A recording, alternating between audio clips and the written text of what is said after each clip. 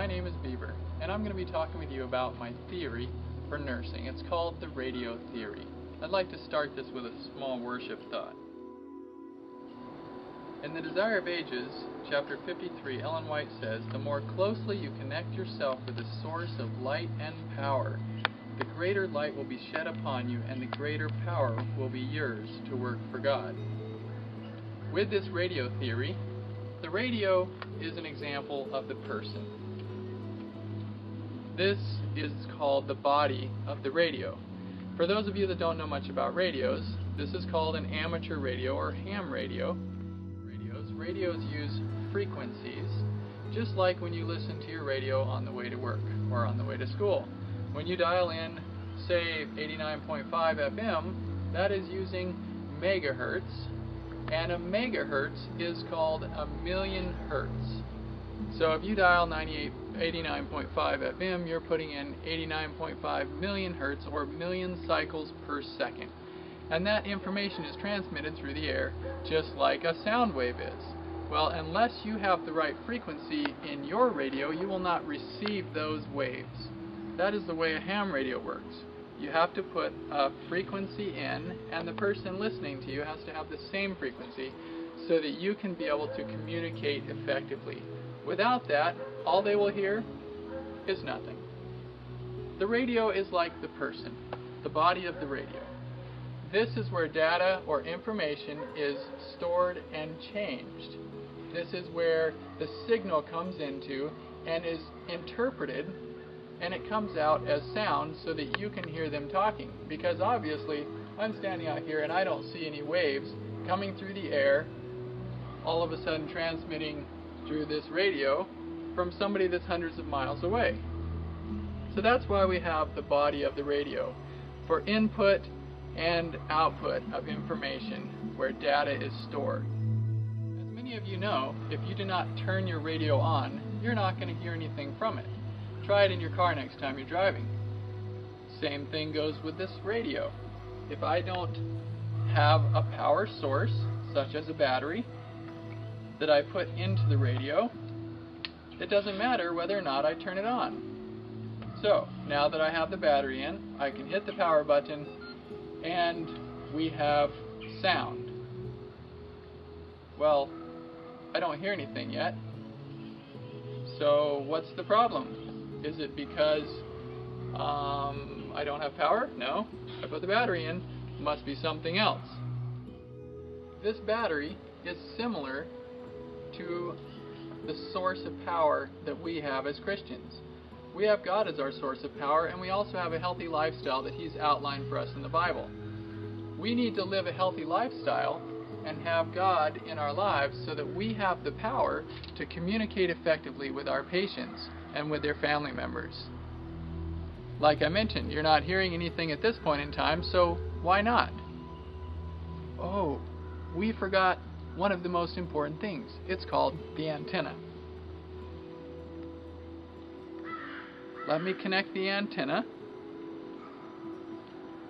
and see what we hear. How does an antenna work? Well, an antenna receives the information from the sound waves traveling through the air and transmits that information into your radio.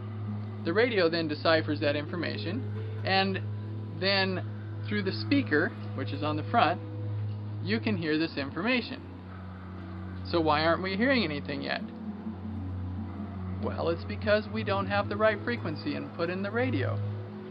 Let's try changing the frequency and see what we hear. So let's put this frequency into our radio. The physical control. All of a sudden, we have sound. But what it's really about is we also can adjust the volume so that we can hear it more clearly, more loudly, maybe for those that are hard of hearing, or we can turn it down for those that have sensitive hearing. Works well, doesn't it? As you can see, this radio would be very easy to scratch or to damage, just like the human. We have the lines of flux that surround us.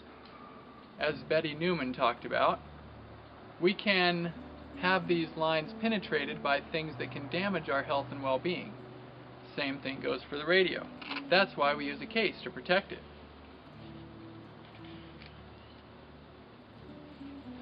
Now, much more well protected. Same thing with our immune systems. We can live healthy lifestyles that help to build up our immune systems and protect us from environmental factors that try to cause us harm, such as bacteria and viruses that are in our environment. The last thing I'm going to talk to you about is the environment. The environment is very critical to communication between us and our patients, and us and the other staff members that we work with. As an advanced practice nurse, it's important that we understand the environment that our patients are coming from or that they're going back to in the event that we need to change that environment. Now, communication is always a problem if there's interference in the environment. This interference could come from many things.